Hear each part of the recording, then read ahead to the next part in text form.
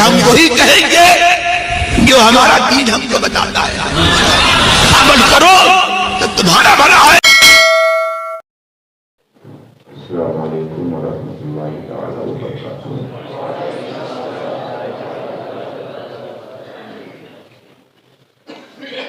نحمده ونصلي ونسلم على حبيبه الكريم أما بعد. أعوذ بالله من الشيطان الرجيم. بسم الله الرحمن الرحيم. فاسألوا أهل الذكر إن كنتم لا تعلمون. صدق الله العظيم وصدق رسوله النبي الأمين الكريم ونحن على ذلك من الشاهدين والشاكرين والحمد لله رب العالمين. عزیز طلباء،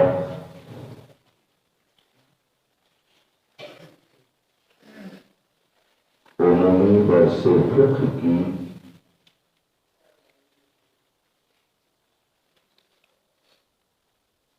ششماہی ثانی کے بعد یہ دوسری نشست ہے. بیچ میں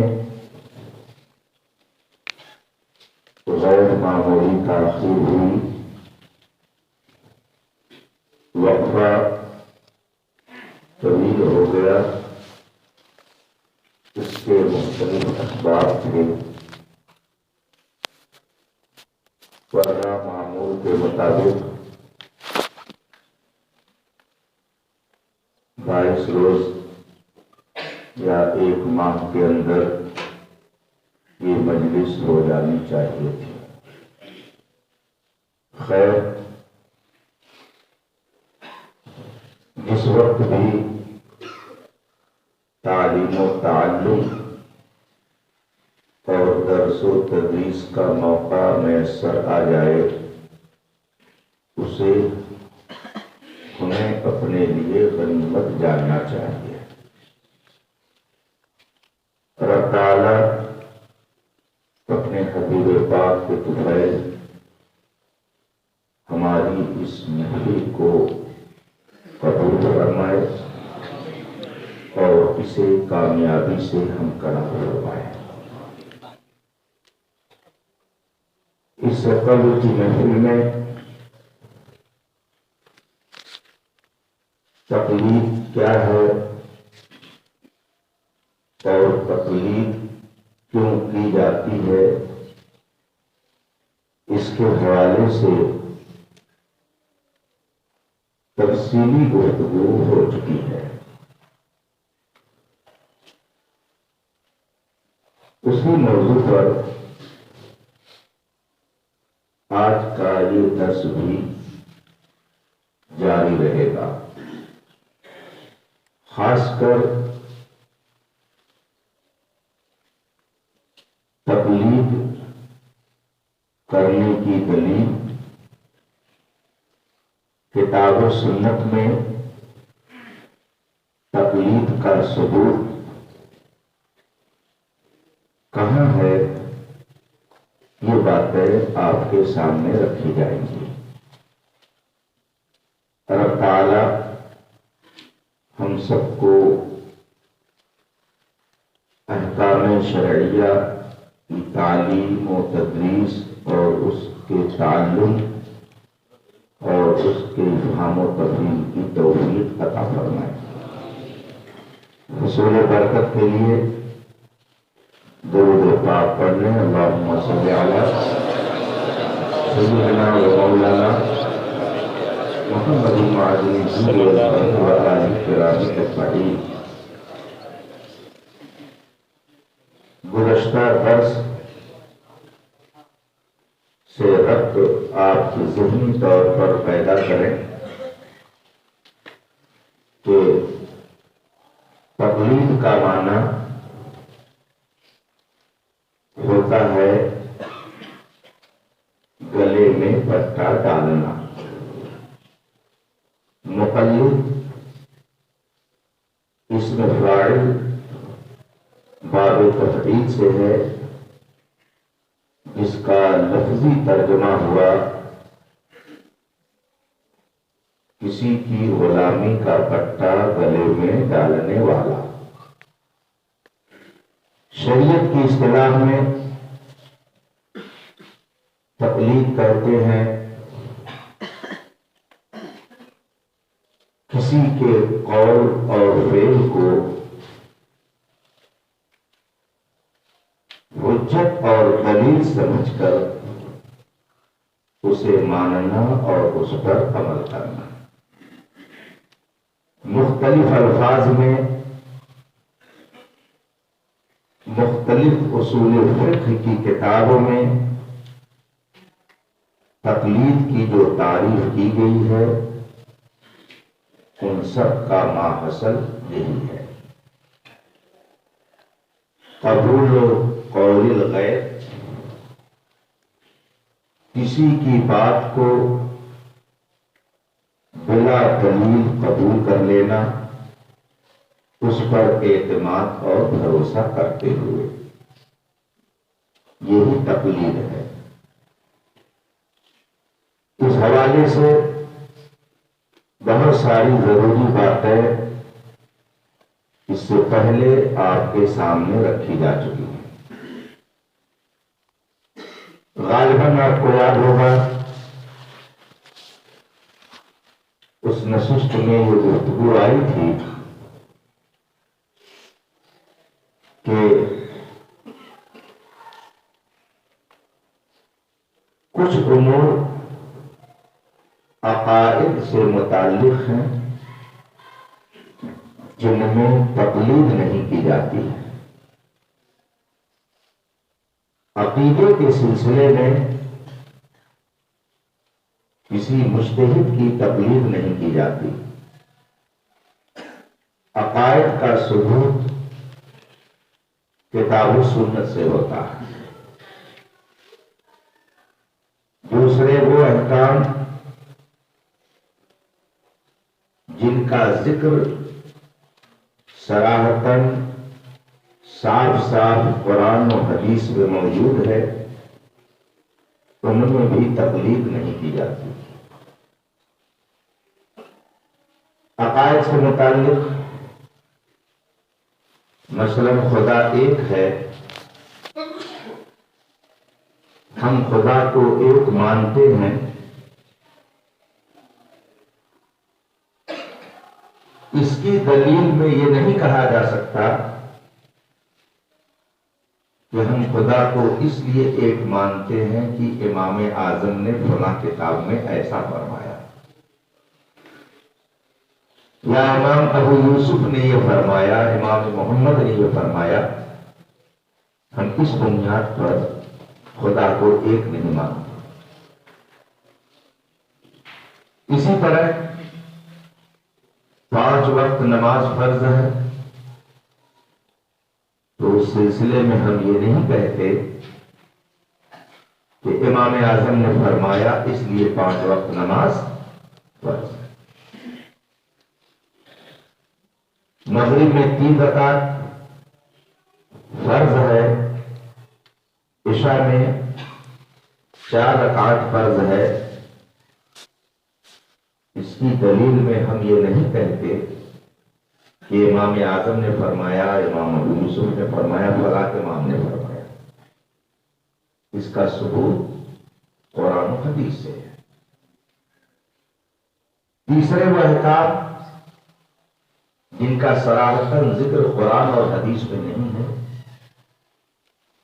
ہے سب قرآن میں، مگر صراحتاً اور صاف صاف اس کا ذکر نہیں۔ عام لوگوں کی عقل ان مسائل کے حل سے قاصر ہے، انہی مسائل میں ہم ائمہ کرام کی تقلید کرتے ہیں۔ مثلا ایک مطلقہ عورت 3 حیض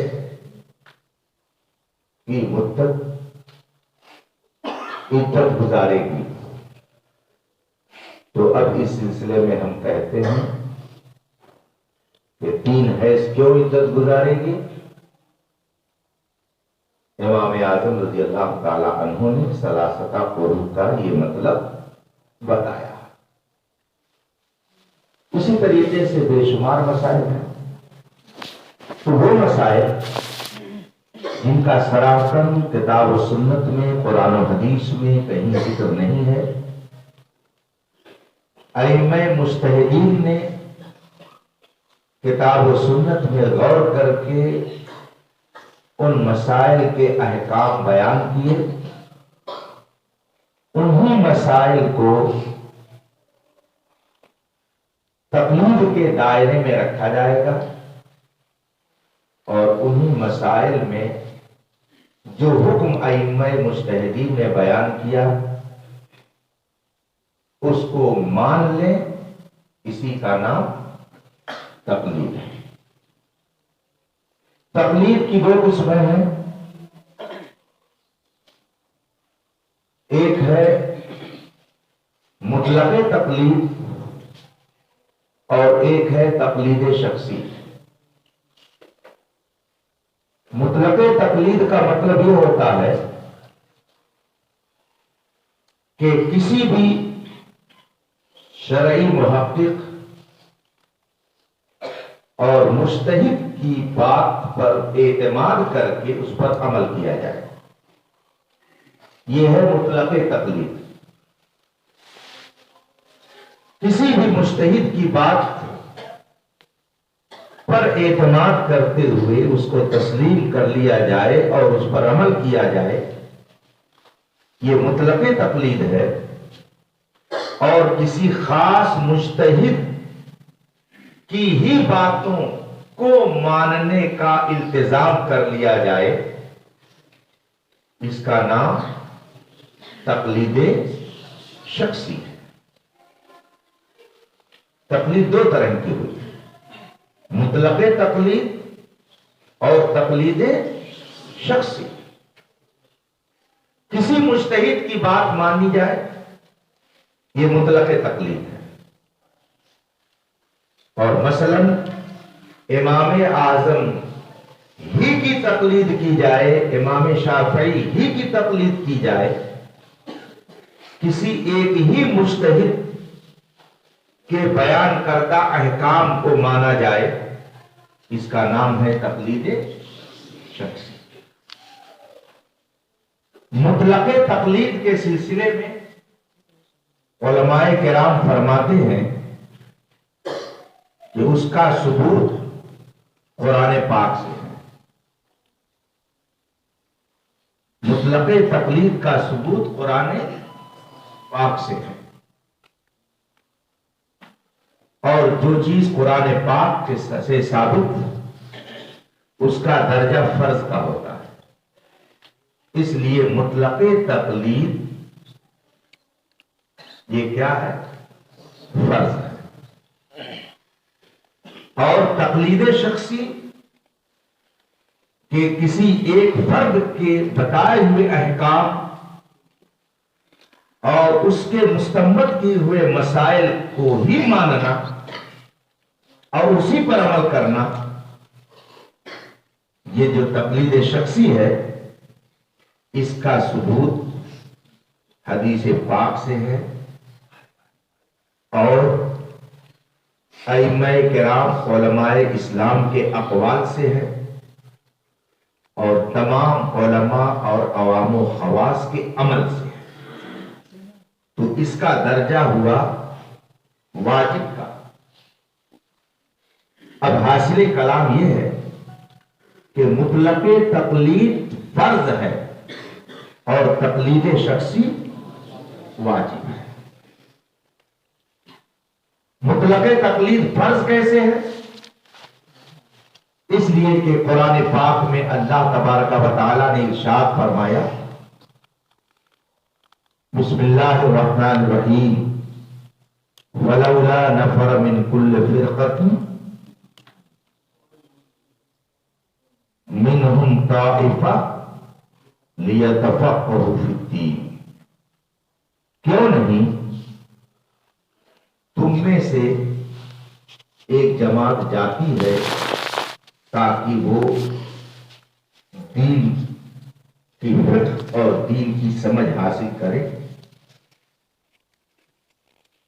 وَلِيُنذِرُوا قَوْمَهُمْ إِذَا رَجَعُوا، اور جب اپنی قوم کے پاس سیکھ کر لوٹے تو انہیں ڈرائیں. قرآن پاک کی آیت کریمہ سے یہ بات ثابت ہوئی کہ مسلمانوں کی سب جماعتوں کے لیے یہ حکم نہیں ہے کہ وہ علم فقہ حاصل کرنے کے لیے جائیں. منہم طائفہ، سب نہیں جائیں گے بلکہ ان میں سے ایک گروہ جائے، وہ علم فقہ حاصل کرے، فقیہ بنے، اور جب آئیں تو اپنی قوم کو بتائیں. اور ظاہر سی بات ہے کہ جب قوم کو وہ بتائیں گے تو کس لیے بتائیں گے؟ تاکہ ان کے بتائے ہوئے احکام کے مطابق قوم عمل کرے. تو ایک طبقے کا کام ہوا فقیہ بننا، اور بقیہ لوگوں کا کام ہوا جو نہیں جانتے ہیں وہ ان فقہا سے مسائل کو سیکھ کر جان کر اس پر عمل کریں. یہ ہے مطلق تقلید. ہر شخص احکام شرع کا مکلف ہے، چاہے عام ہو چاہے خاص، عالم ہو یا غیر عالم. احکام شرعیہ کے مکلف سب ہیں، مگر سب کے لیے یہ حکم نہیں دیا گیا کہ وہ دین کی سمجھ اور فقہ حاصل کرنے کے لیے جائیں، بلکہ ایک طبقے کو حکم دیا گیا کہ وہ علم فقہ حاصل کریں، اور بقیہ بھی احکام کے جو مکلف ہیں ان کے لیے حکم یہ ہے کہ انہی فقہا سے وہ مسائل معلوم کر کے اور اس کے مطابق عمل کریں. اس سے یہ بات سمجھ میں آئی کہ ان فقہا کی بات پر اعتماد کرنا اور ان پر بھروسہ کر کے ان کے بتائے ہوئے احکام پر عمل کرنا یہ غیر فقہا اور غیر مجتہدین کے لیے ضروری ہے. اس کا ثبوت کہاں سے ہوا؟ قرآن پاک کی اس آیت کریمہ سے. اس میں یہ نہیں کہا گیا کہ فلاں ہی شخص اور فلاں ہی مجتہد اور فلاں ہی فقیہ کی پیروی کرو اور انہی کے بتائے ہوئے احکام پر اعتبار کر کے عمل کرو. تو اس سے تقلید شخصی کا ثبوت نہیں بلکہ مطلقاً تقلید کا ثبوت ہوا کہ جو بھی فقیہ ہیں مجتہد ہیں، غیر مجتہد کے اوپر لازم ہے کہ ان کے بتائے ہوئے احکام کے مطابق عمل کریں. اسی طرح سے قرآن پاک میں اللہ تبارک و تعالی ارشاد فرماتا ہے فَاسْأَلُوا أَهْلَ الذِّكْرِ إِن كُنتُمْ لَا تَعْلَمُونَ. اگر تم نہیں جانتے ہو تو جو اہل علم ہیں ان سے پوچھو. ظاہر سی بات ہے کہ بے علموں کو حکم دیا گیا کہ اہل علم سے پوچھیں. اب اس پوچھنے کا مطلب کیا ہے؟ یعنی اس پر عمل کریں، ان کو مانیں. تو ایک طبقہ ہوا بے علموں کا اور دوسرا طبقہ ہوا علم والوں کا. بے علموں کو حکم ہوا کہ انہیں علم والوں کی بات پر اعتبار کرو اور انہیں کے بتائے ہوئے احکام کے مطابق عمل کرو. اب اس میں کسی کی تخصیص نہیں ہے کہ فلاں علم کی، فلاں اہل علم کی، فلاں عالم کی، اس کی کوئی قید نہیں ہے. تو یہ مطلق ہے اپنی جگہ پر. اس سے بھی ثابت ہوا کہ مطلق تقلید یہ فرض ہے، اس لیے کہ اس کا ثبوت کس سے ہو رہا ہے؟ قرآن پاک سے ہو رہا ہے. اس کے علاوہ قرآن میں اللہ تعالی ارشاد فرماتا ہے اطیعوا اللہ و اطیعوا الرسول و اولی الامر منکم. اللہ کی اطاعت، اللہ کے رسول کی اطاعت اور اولو الامر کی اطاعت کرو. اولو الامر سے مراد دارمی شریف میں حضرت عطا رضی اللہ تعالی عنہ سے منقول ہے اولو العلم اہل العلم والفقہ اولو الامر سے مراد کون لوگ ہیں؟ اہل العلم والفقہ، اطیعوا اللہ و اطیعوا الرسول و اولی الامر منکم۔ اس اولو الامر سے کون لوگ مراد ہیں؟ تو حضرت عطا فرماتے ہیں اس سے مراد اہل فقہ ہے، یعنی فقہائے کرام ہیں، ان کی اطاعت اور ان کے حکم پر اور ان کے بتائے ہوئے مسائل پر عمل کرنا لازم ہے۔ اس میں بھی کسی ایک فرد کی تخصیص نہیں ہے، لیکن مطلقاً یہ بات ثابت ہوئی کہ اولو الامر کی اطاعت بھی لوگوں کے اوپر لازم ہے، اور اولو الامر سے مراد اہل علم اور اہل فقہ ہیں۔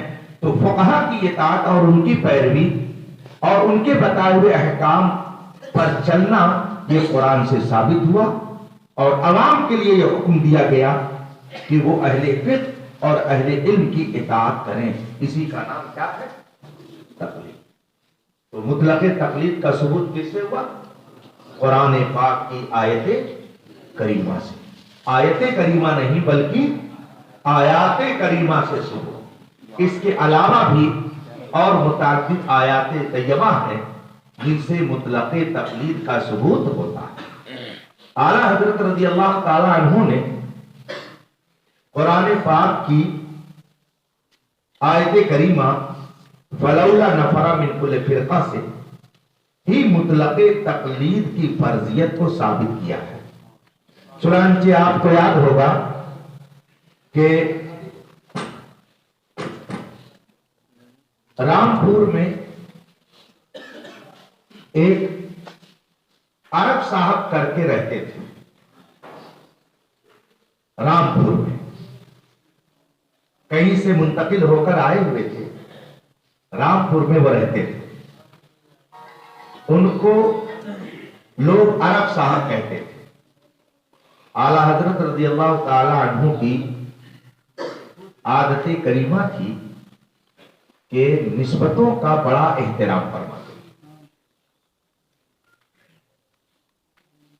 رسول پاک صلی اللہ علیہ وسلم کے دیات سے نسبت بنیاد پر ان کا بھی لحاظ فرماتے، ادب سے نام لیتے تھے۔ چونکہ عرب صاحب وہ کہے جاتے تھے تو اس کا مطلب یہ ہوتا تھا کہ وہ عرب سے آئے ہوئے تھے۔ اعلیٰ حضرت عرب کی تعریف کرتے ہوئے اپنے ایک شعر میں لکھتے ہیں، ہشت خلدائیں وہاں کسب لطافت کو رضا، ہشت خلدائیں وہاں کسب لطافت کو رضا، 4 دن برسے جہاں ابر بہاران عرب۔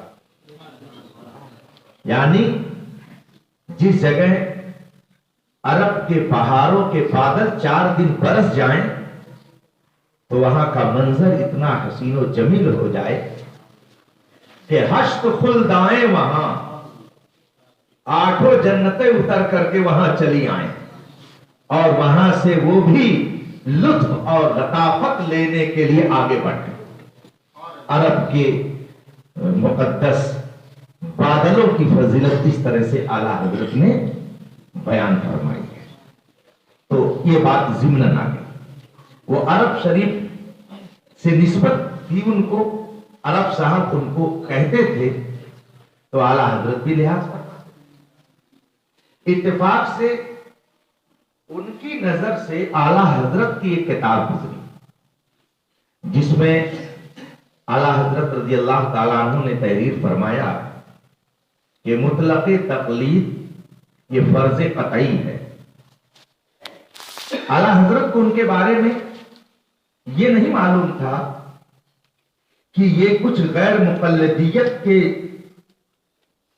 جراثیم میں گھرے ہوئے ہیں، یہ ان کو معلوم نہیں تھا اعلیٰ حضرت کو۔ اور ظاہر سی بات ہے کہ جب تک کسی کے بارے میں معلوم نہیں ہوگا اور بظاہر وہ اسلامی شکل و صورت والا ہے اور مسلمان مانا جاتا ہے تو اس کو ہم کیا مانیں گے؟ مسلمان ہی مانیں گے۔ حکم ظاہر پر لگتا ہے جب تک کہ اس کے خلاف کوئی دلیل نہ مل جائے۔ تو اعلیٰ حضرت ان کو سنی صحیح العقیدہ سمجھتے تھے. وہاں سے ایک خط انہوں نے بھیجا جس میں انہوں نے یہ بات رکھی اعلیٰ حضرت کے سامنے کہ آپ نے مطلق تقلید کو فرض قطعی کہا ہے، اس کا ثبوت کہاں سے؟ تو اعلیٰ حضرت نے ان کے پاس خط بھیجا، اور جب خط بھیجا تو اس میں ظاہر سی بات ہے کہ جب ہم سامنے والے کو سنی سمجھ رہے ہیں تو جواب میں جب ہم خط بھیجیں گے تو السلام علیکم تو لکھیں گے، اس لیے کہ ہمیں جس کے بارے میں یہ معلوم ہو کہ وہ سنی ہے، اگرچہ وہ اندر سے بدعقیدہ ہو، مگر ہم نے اس کا دل تو نہیں چیر کے دیکھا ہے. جب تک بظاہر اس کا سنی ہونا معلوم ہوگا ہم اس کے ساتھ سنیوں جیسا ہی سلوک کریں گے. تو اعلیٰ حضرت کو ان کے بارے میں یہی معلوم تھا کہ وہ سنی ہے. تو اعلیٰ حضرت نے ان کو السلام علیکم کر کے خط لکھا، اور پھر آپ نے اس کی تفصیل بیان فرمائی.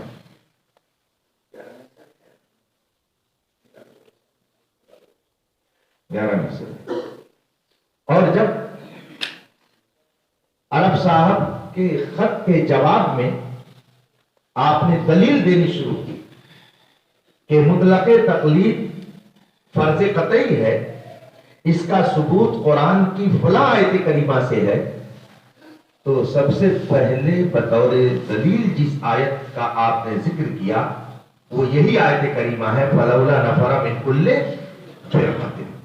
چنانچہ اعلیٰ حضرت رضی اللہ تعالی عنہ نے اس میں تحریر فرمایا اپنے خط کے اندر الی الفاضل الکامل الشیخ محمد طیب المکی سددہ اللہ بقلب ملکی. اما بعد، اب اس کے بعد میں اعلیٰ حضرت رضی اللہ تعالی عنہ نے آگے دلیل دی کہ وقولہ الحق،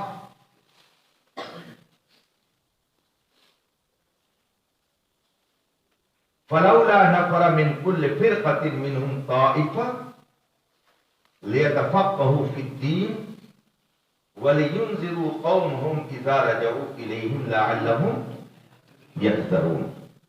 اب آگے اعلیٰ حضرت اس میں تحریر فرماتے ہیں فقد فرض التفقه في الدين وعافى منه عامة المؤمنين.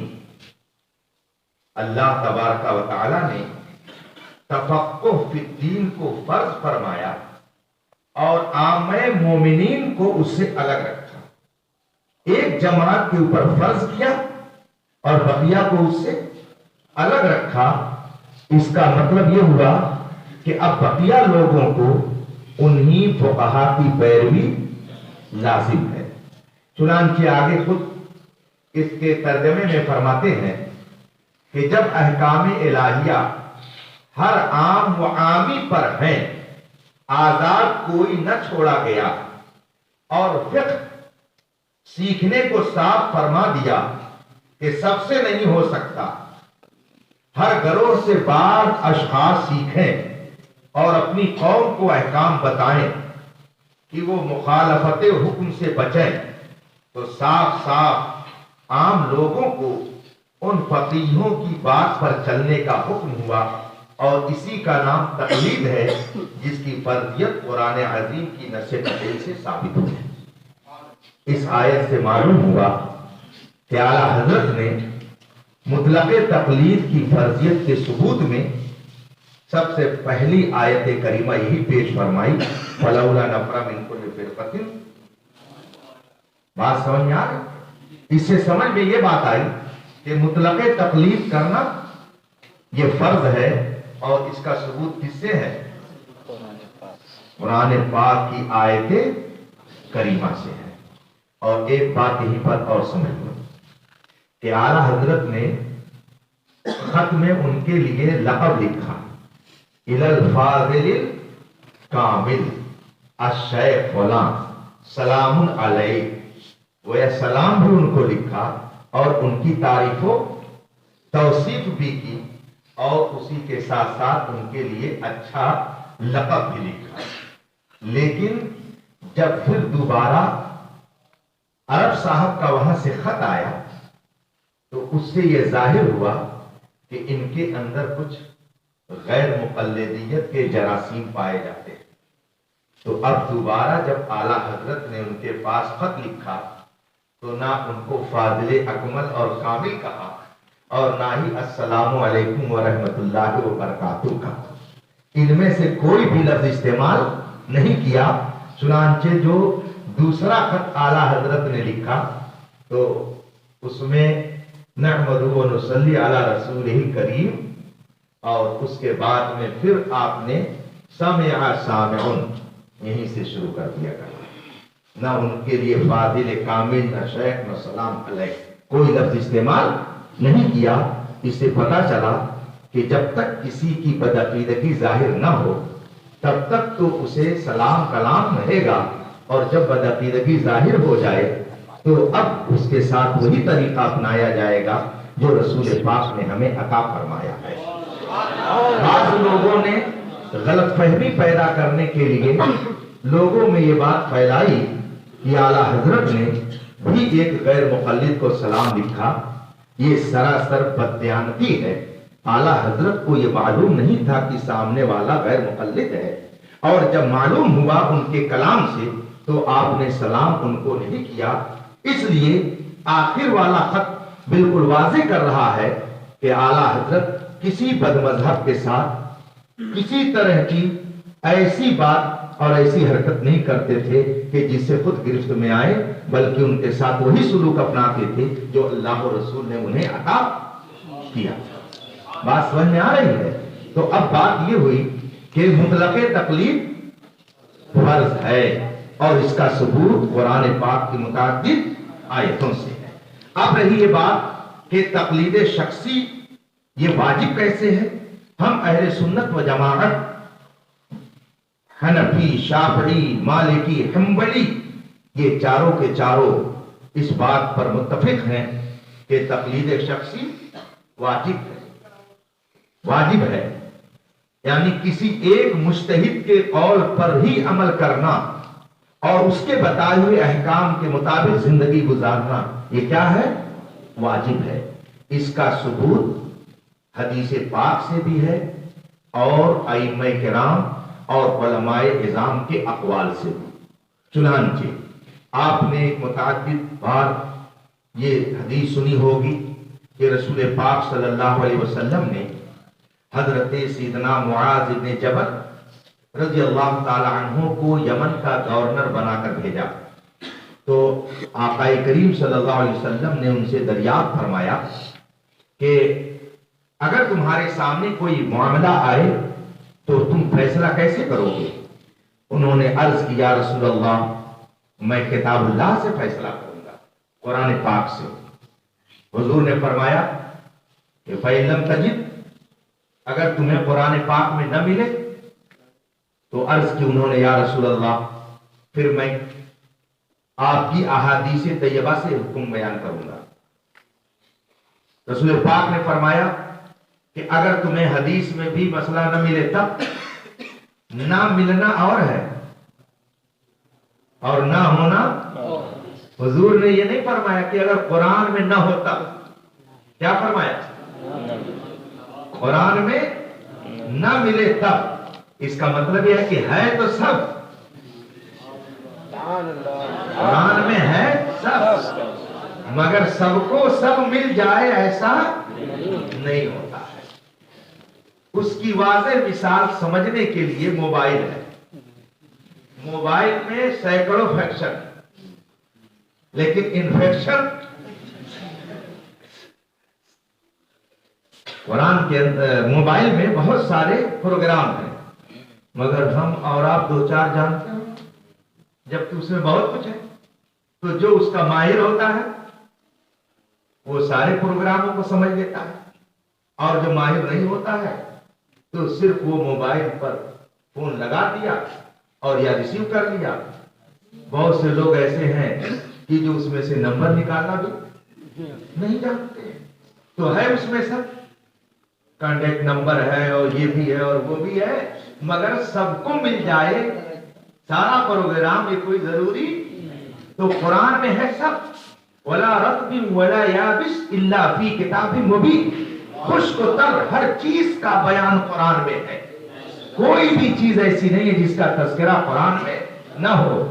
تو یہ نہیں رسول پاک نے فرمایا کہ اگر قرآن میں نہ ہوتا، بلکہ کیا ارشاد نہ ملے، کیا عرض کی انہوں نے کہ اگر قرآن میں نہ ملے تو میں حدیث سے فیصلہ کروں گا۔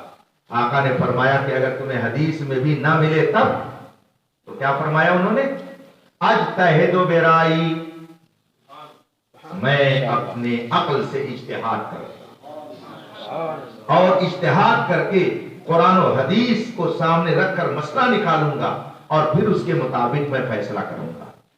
ظاہر سی بات ہے کہ یہ رسول کریم کے سامنے وہ جواب دے رہے ہیں کہ میں قرآن و حدیث میں غور کر کے مسئلہ نکالوں گا اور پھر اس کے مطابق فیصلہ کروں گا۔ تو یہ اجتہاد ہوا نا۔ اگر یہ غلط ہوتا تو رسول پاک صلی اللہ علیہ وسلم انکار فرماتے اور فرماتے کہ تم خود فیصلہ کرو گے اجتہاد کر کے، یہ غلط ہے۔ لیکن حضور نے یہ نہیں فرمایا، بلکہ کیا ارشاد فرماتے ہیں؟ الحمدللہ، اللہ کی حمد و ثنا ہے کہ اس نے وفق رسول ہی، کہ اللہ نے اپنے رسول کے قاصد کو یہ توفیق عطا فرمائی، لما یرضی رسولہ، اس چیز کی توفیق عطا فرمائی کہ اللہ کا رسول جسے راضی ہے۔ اس سے ثابت ہوا کہ حضرت سیدنا معاذ بن جبل رضی اللہ تعالی عنہ کو رسول پاک نے اجتہاد کی اجازت عطا فرمائی۔ اب آپ تشریف لے گئے یمن کے منصب گورنر پر فائز ہو کر، اب جب یمن آپ پہنچے تو آپ نے وہاں بے شمار فیصلے فرمائے۔ ظاہر سی بات ہے کہ اس میں آپ نے قرآن سے بھی فیصلہ فرمایا، حدیثوں سے بھی فیصلہ فرمایا اور اجتہاد سے بھی فیصلہ فرمایا۔ اور جب آپ گورنر تھے اور فیصلہ فرماتے تھے تو وہاں کے جتنے لوگ تھے سب کے سب کس کی طرف رجوع کرتے تھے؟ حضرت سیدنا معاذ ابن، تو ایک وہ شخص تھے حضرت سیدنا معاذ ابن جبل کی جو اجتہاد سے حکم صادر فرماتے سب لوگ اس کے مطابق عمل کرتے تھے۔ یہ ہے تقلید۔ اس کا مطلب یہ ہے کہ ایک فرد کے بتائے ہوئے احکام کے مطابق عمل کرنا یہ خود حدیث رسول سے ثابت۔ سمجھ میں بات آ رہی ہے؟ اسی طرح سے حضرت سیدنا ابو موسیٰ اشعری رضی اللہ تعالی عنہ جو جلیل القدر صحابی رسول ہیں، ان سے جب کوئی مسئلہ پوچھنے جاتا تو آپ ارشاد فرماتے، حضرت عبداللہ ابن مسعود رضی اللہ تعالی عنہ کی طرف اشارہ کر کے کہ جب تک لا تسألونی ما دام ھذا الحبر فیکم، جب تک یہ علامہ تمہارے درمیان ہے، لا تسألونی، مجھ سے کوئی مسئلہ مت پوچھو۔ کس کے بارے میں؟ حضرت سیدنا عبداللہ ابن مسعود کے بارے میں۔ حبر کے معنی ہوتے ہیں علامہ کے۔ جب تک یہ علامہ تمہارے درمیان ہے مجھ سے مسئلہ نہ پوچھو۔ اس کا مطلب کیا ہوا کہ انہی سے پوچھو۔ اب ظاہر سی بات ہے کہ جب انہی سے مسئلہ پوچھیں گے تو انہی کی بات پر عمل کریں گے، انہی پر اعتماد کریں گے۔ اس سے تقلید شخصی کا واہ کہ فرد واحد کے بتائے ہوئے احکام پر عمل کرنا اور اسی پر بھروسہ، یہ ہے تقلید۔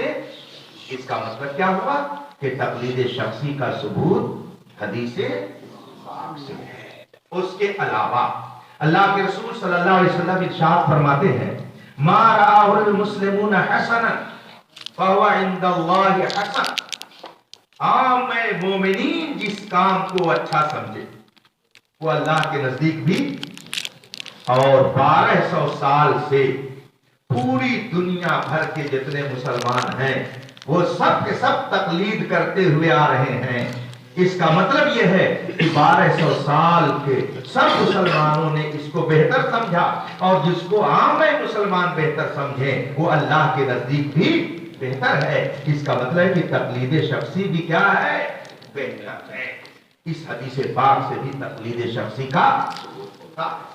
اس کے علاوہ آپ جال حق کتاب پڑھیں اور دوسری معتبر کتابیں پڑھیں تو آپ کو معلوم ہوگا کہ جلیل القدر علماء نے اس کے واجب ہونے کی تشریح فرمائی ہے، جس سے ہم لوگ تقلید شخصی کو واجب کہتے ہیں۔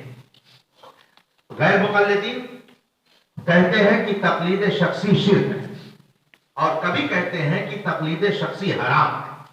اگر ان کی یہ بات صحیح ہو کہ تقلید شخصی یہ شرک ہے، تو اس کا مطلب یہ ہوگا کہ 1200 سال کے جتنے علماء، عوام، خواص، عامہ مسلمین جو تقلید کرتے ہوئے آ رہے ہیں، وہ سب کے سب مسلمان نہ رہ جائے بلکہ کیا ہو جائے؟ مشرک ہو جائے۔ اور علامہ قاضی عیاض مالکی رحمۃ اللہ تعالی علیہ اپنی کتاب شفا شریف میں فرماتے ہیں کہ ایسی بات کہنا کہ جس سے پوری امت کی گمراہی لازم آئے، وہ قول خود ہی گمراہ کری ہے، وہ قول خود ہی کفر ہے کہ جس قول کی بنیاد پر پوری امت مشرک اور کافر ہو جائے۔ اس لیے اگر کوئی کہتا ہے کہ تقلید شخصی یہ شرک ہے، تو اس کے اس کہنے سے 1200 سال کے سب مسلمان کیا ہوتے ہیں؟ مشرک ہوتے ہیں۔ تو وہ تو الحمدللہ مشرک نہیں ہے، مگر کہنے والے پر خود ہی شرک لوٹ جائے گا، اور یہ خود ہی کیا ہو جائے گا؟ کافر اور مشرک ہو جائے گا۔ اسی موقع پر کہنے والے کہتے ہیں اس گھر کو آگ لگ گئی گھر کے چراغ سے۔ بات سمجھ میں آ رہی ہے؟ تو جو لوگ تقلید شخصی کو شرک کہتے ہیں، وہ حد درجہ کی بے حیائی اور بے دینی کی بات کرتے ہیں۔ اگر ان کی یہ بات صحیح مان لی جائے تو بے شمار اولیاء کرام جو 1200 سال کے درمیان ہوئے، سب کے سب معاذ اللہ کیا کہیں گے؟ مشرک۔ اور 1200 سال کے علماء اور اولیاء اور ائمہ تو جانے دو، جب تقلید شخصی کا ثبوت خود رسول پاک کی حدیث سے ہے، تو حضرت معاذ رضی اللہ تعالیٰ عنہ کی تقلید یمن کے لوگ کرتے تھے، حضرت سیدنا عبداللہ بن مسعود رضی اللہ تعالیٰ عنہ کی تقلید اس زمانے کے صحابہ جو غیر مجتہد تھے وہ کرتے تھے۔ تو اس کا مطلب کیا ہوگا کہ صحابہ بھی معاذ اللہ مسلم ہو گئے۔ استغفر اللہ ربی من کل ذنب واتوب الیہ۔ اس لیے یہ ماننا پڑے گا کہ حق وہ ہے جس پر مقلدین حضرات عمل کرتے ہیں۔ اسی لیے حضرت علامہ طحطاوی رحمۃ اللہ تعالی علیہ نے ایک مقام پر ارشاد فرمایا، اجمعت الامت، پوری امت کا اس پر اتفاق ہے، اجماع ہے، امت کا اس پر اجماع ہے کہ فرقہ ناجیہ، نجات پانے والا فرقہ، یہ منحصر ہے 4 میں، فی المذاہب الاربعہ، 4 میں منحصر ہے۔ اور وہ چاروں کون کون؟ حنفی، مالکی، شافعی، حنبلی۔ ان 4 میں فرقہ ناجیہ منحصر ہے۔ ومن کان خارجا عن هذه الاربعہ، اور جو ان 4 سے خارج ہے، فهو من اہل البدعۃ والضلالہ، تو اس میں سے ہے، بدعت و گمراہی میں سے ہے۔ اس کا مطلب یہ ہے کہ جتنے الحمدللہ مقلدین سچے مقلدین ہیں، حنفی، شافعی، مالکی، حنبلی، یہ فرقہ ناجیہ ہیں، اور جو غیر مقلد ہیں وہ سب کے سب من اہل البدعۃ والضلالہ ہیں۔ اللہ تعالیٰ ان کے مکر و فریب سے ہماری حفاظت فرمائے۔ اس سلسلے میں اور بھی کچھ بنیادی باتیں اگر آپ جاننا چاہتے ہوں تو فتاوی رضویہ اور حضرت علامہ مفتی احمد یار خان صاحب علیہ رحمہ کی کتاب جال حق کا مطالعہ کریں، انشاءاللہ انشراح صدر ہوگا، اور آپ کو یہ معلوم ہو جائے گا کہ غیر مقلدین زمانہ یقیناً گمراہ ہیں، گمراہ گر ہیں، وہ خود بھی گمراہ ہو رہے ہیں اور دوسروں کو بھی گمراہ کرتے ہیں۔ تقلید کو کبھی وہ شرک کہتے ہیں، کبھی معاذ اللہ حرام کہتے ہیں، اور بے شمار اولیاء کرام کی شان میں وہ گستاخیاں کرتے ہیں، تبرہ کرتے ہیں۔ حتیٰ کہ سیدنا امام اعظم رضی اللہ تعالیٰ عنہ کی شان میں گستاخی کرتے ہوئے کہتے ہیں کہ ان کو تو صرف 3 حدیث یاد تھی، ایک کہتا ہے ہم ان کو تو صرف 17 حدیثیں یاد تھی، یہ حنفیوں نے ان کو امام اعظم بنا دیا۔ اس طریقے کی وہ بکواس کرتے ہیں۔ اللہ تعالیٰ ایسے نظریے سے ہماری اور آپ کی حفاظت فرمائے۔ بات سمجھ میں آ رہی ہے نا؟ تو یہ ہوا تقلید شخصی اور مطلق تقلید کا معاملہ ہے نا۔ اب ایک بات اور اس میں سن لیجئے کہ آدمی جب کسی ایک متعین مذہب کا پیروکار ہو گیا، مثلا آدمی حنفی بن گیا، ہم لوگ الحمدللہ حنفی ہیں، تو اب ایک حنفی کو کیا یہ جائز ہوگا کہ اگر شافعیوں کے علاقے میں پہنچے تو شافعی بن جائے، مالکیوں کے علاقے میں پہنچے تو، یا کسی شافعی کو یہ جائز ہوگا کہ وہ حنفیوں کے علاقے میں آئے تو ایسا کرنا جائز ہے؟ فرماتے ہیں کہ اگر کوئی حنفی ہے اور وہ شافعی ہو رہا ہے یا شافعی حنفی ہو جائے تو شرعاً اس کی اجازت نہیں ہوگی، ورنہ ہوگا کیا؟ آدمی ایک مسئلے میں سوچے گا چلو امام اعظم کے حکم پر عمل کر لیا جائے، اور دوسرے مسئلے میں امام، تو اب اس سلسلے میں آدمی کام یہ کرے گا کہ ڈھونڈ ڈھونڈ کر کے تلاش کر کے نکالے گا کہ طبیعت کے مطابق حکم کس میں مل رہا ہے، تو جو حکم ملے گا امام اعظم کے یہاں طبیعت کے مطابق اس مسئلے میں اس پر عمل کر لے گا، اور جو امام شافعی کے یہاں ملے گا اس پر عمل کر لے گا۔ مثلا اب یہاں وہ ہے تو حنفیوں کے یہاں کیکڑا کھانا حرام ہے اور شافعیوں کے یہاں کیکڑا کھانا جائز ہے۔ اب یہاں تک اس کو کیکڑا ملتا ہی نہیں ہے، مچھلی ملتی ہے، مچھلی کھا رہا۔ اب پہنچا سمندر کے کنارے، دیکھا شاندار قسم کے شافعی حضرات اپنے دسترخوان پر رکھے ہوئے ہیں۔ اب طبیعت میں آیا کہ لاؤ تھوڑا ہاتھ چکھا جائے، تو سوچا چلو ٹھیک ہے، ان کے نزدیک تو جائز ہے نا، چلو ان کے مذہب کے مطابق عمل کر لیا جائے۔ تو اب ان کے مذہب پر عمل کرنا کہ اپنی طبیعت پر عمل کرنا؟ مذہب پر نہیں بلکہ طبیعت پر عمل کر رہا ہے۔ یہاں پر وہ حنفی تھا، اب پہنچا مثال کے طور پر ایسے علاقے میں جہاں پہ شافعی لوگ رہتے ہیں، مسجد میں امامت کرنی تھی اور وہاں پر اس کو کوئی حنفی مسجد ملی نہیں۔ اب سوچا کہ پیسہ کیسے نکالا جائے، تو اس نے جا کر کے گفتگو کی مثلا شافعیوں کی مسجد میں جا کر وہاں کے ارکان سے، تو کہہ دیا کہ بھائی میں تو حنفی ہوں۔ لوگوں نے کہا بھائی شافعی بن کے اگر رہیے تو آپ کو 50,000 تنخواہ دیں گے، آپ امامت کیجئے۔ سوچا کہ چلو 50,000 روپیہ ملے گا، اگر شافعی مسلک بھی تو حق ہے تو چلو شافعی مسلک اپنا لیا جائے۔ چنانچہ وہاں امامت کرنے کے لیے اس نے کیا اپنا لیا؟ شافعی مسلک۔ تو اب یہاں پر اس نے شافعی مسلک کو اپنایا کہ اپنی طبیعت کو اپنایا؟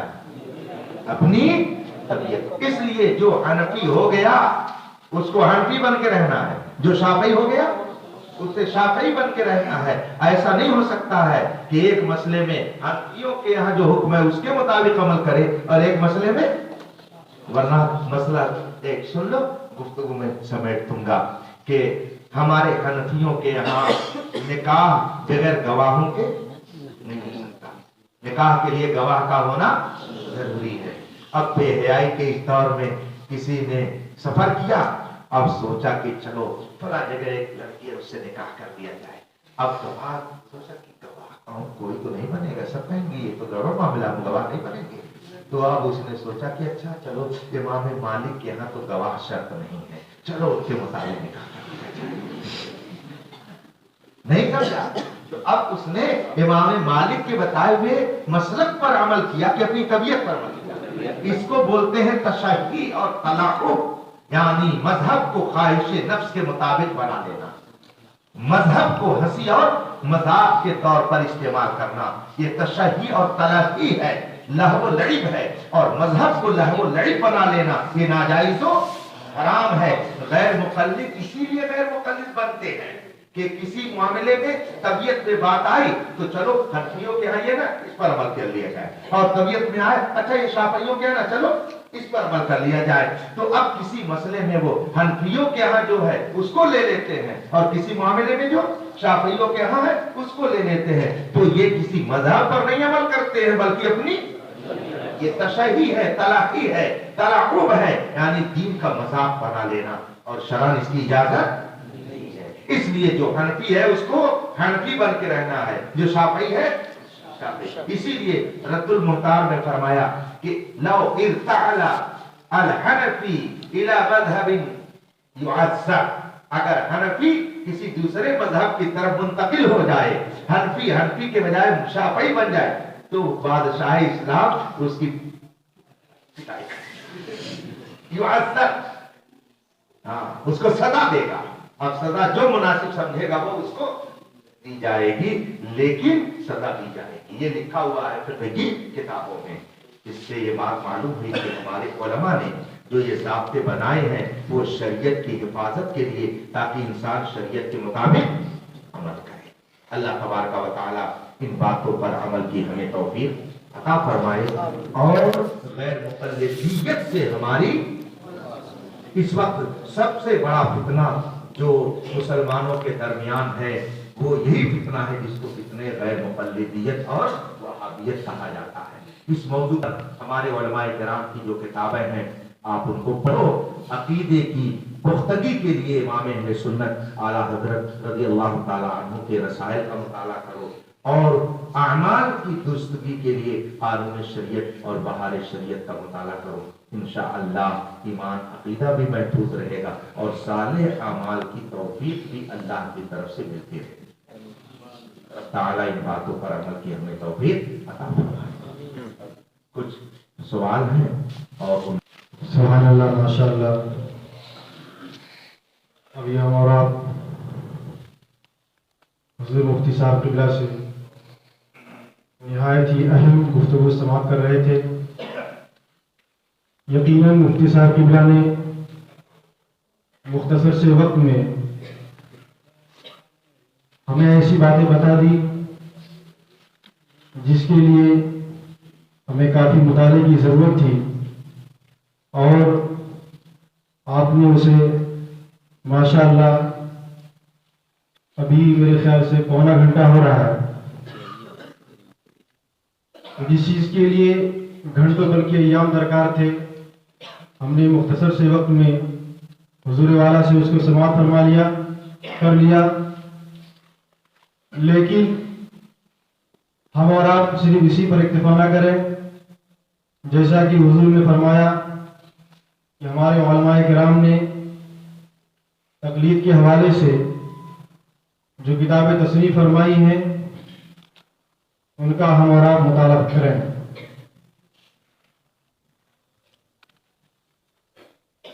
حضور مفتی صاحب قبلہ کی نہایت ہی مشہور کتاب ازالہ فریب، جو تقلید شخصی کے عاشق کے جواب میں لکھی گئی تھی، آپ حضرات اس کا بھی ضرور مطالعہ فرمائیں۔ یقیناً آپ مطالعہ کریں گے تو وہ کتاب بہت ہی مفید اور کارآمد ثابت ہوگی۔ ہم حضور کے نہایت شکر گزار ہیں کہ حضرت نے ہمیں اپنی مصروفیت کے باوجود بھی اپنا قیمتی وقت ہمیں عنایت فرمایا۔ یہ حضرت کا درجہ کرم ہے۔ اب آئیے سوالات کا سیشن شروع کیا جائے۔ آپ کو معلوم ہونا چاہیے کہ اس سے قبل علامہ صبر میاں دہلوی علیہ رحمہ کے انتقال پر ملال کے سلسلے میں تعزیتی مجلس کا انعقاد کیا گیا تھا، جس میں فقہی پروگرام کرنے کا بھی ارادہ تھا، لیکن وقت کی قلت کی وجہ سے پروگرام ملتوی ہو گیا تھا۔ اس وقت ہمارے پاس کئی سوالات آئے تھے۔ آج کی اس مجلس میں اسی روز کے بیشتر سوالات کیے جائیں گے، اور جو سوالات آج آئے ہیں ان میں سے اکثر سوالات کو مؤخر کر دیا گیا ہے۔ انشاءاللہ تعالی آئندہ ان سوالات کو پیش کیا جائے گا۔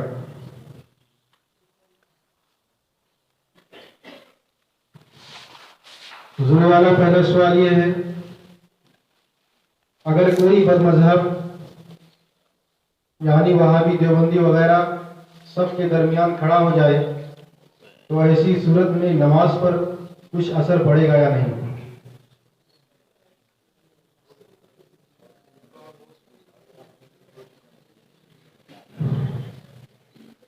اللہ الرحمن الرحیم.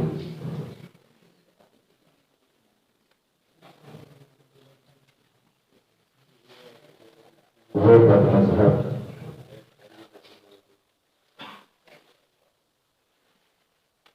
جن کی بد مذہبی حد کفر تک پہنچی ہوئی ہے،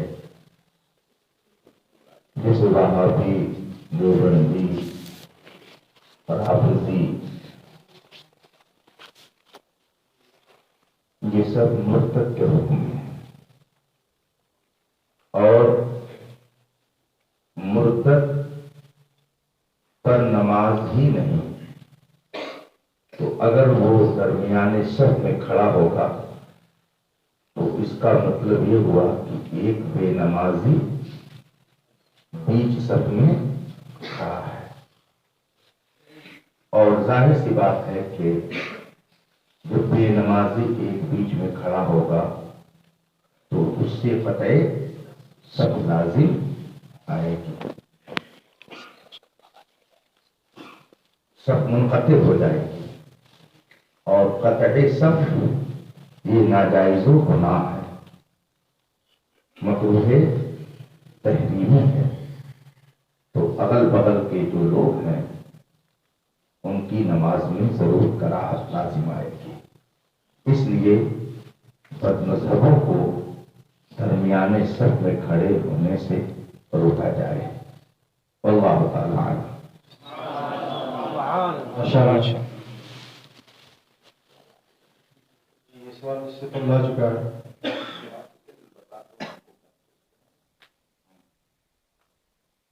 دوسرا سوال یہ حضور کیا فرماتے ہیں مفتیان کرام کہ کچھ لوگ اپنی گاڑیوں پر مختصر شکل میں یعنی شارٹ فارم میں LIMRA، اس کو آپ لمرا پڑھ سکتے ہیں، یعنی لا الہ الا اللہ محمد رسول اللہ، جس سے مراد لیا جاتا ہے، اور اس کی تعویل میں کہتے ہیں کہ یہ کلمہ طیب کی انگریزی میں مختصر شکل ہے، تو کیا اس طرح لکھنا جائز ہے یا ناجائز ہے؟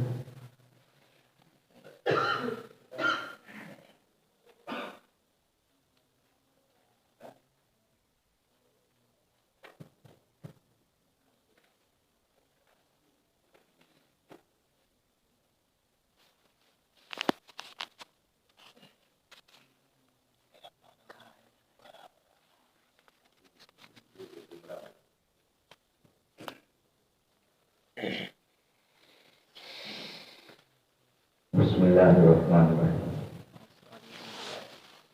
لا الہ الا اللہ محمد رسول اللہ کا صلی اللہ علیہ وسلم مخفف انگلش میں لمرا کر کے لکھنا کیسا ہے؟ سوال یہی ہے. مخفف عربی میں بولا جاتا ہے. مثلا حوقلا تو پڑھا لا حول ولا قوت الا باللہ. اسی طرح سے حللا لا الہ الا اللہ. اسی طرح سے بسملہ بسم اللہ الرحمن الرحیم کہا. اس کی روشنی میں یہ بات سمجھ میں آتی ہے کہ اگر انگلش میں کوئی مخفف نکالا گیا اور پورے کلمے کے ذکر کے بجائے کسی نے اشارہ کرنے کے لیے اپنی گاڑی پر یا اپنی کاپی پہ ایسا لکھا تو اس کی اجازت ہے. اللہ تعالیٰ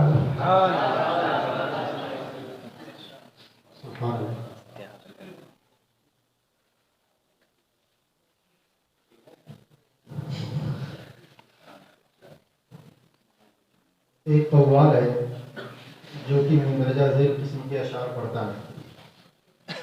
ملے گی شیخ کو جنت، ہمیں دوزخ عطا ہوگا، بس اتنی بات کی خاطر تیرا محشر وفا ہوگا.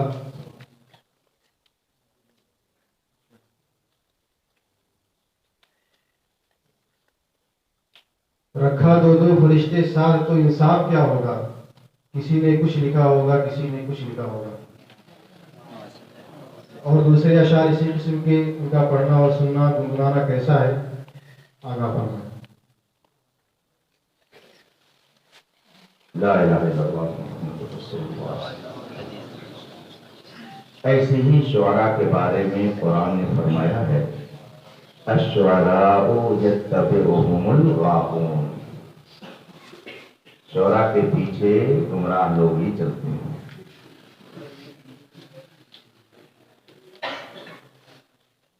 شعراء کی پیروی کرنے والے گمراہ ہوتے ہیں، اور آج کل کے شعراء تو جو سمجھ میں آتا ہے وہ بکتے رہتے ہیں، ان کو احکام شرع کا نہ کوئی پاس و لحاظ، نہ اس کا علم۔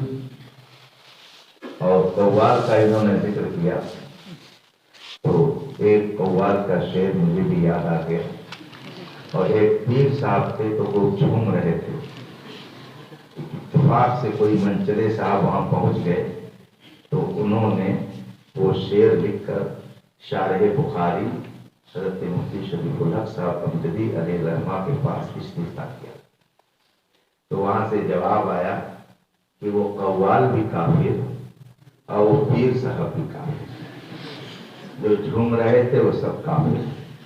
شعر مجھے اچانک ابھی یاد آ گیا جب عزیزم مولوی شفیق نے اس کو سنایا، وہ قوال جو شعر پڑھ رہا تھا اور پیر صاحب کو جھوم رہے تھے، وہ شعر کیا تھا؟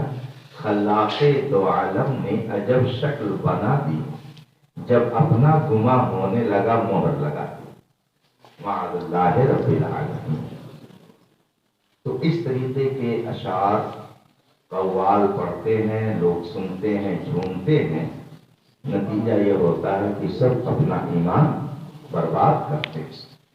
اس میں جو پہلا شعر ہے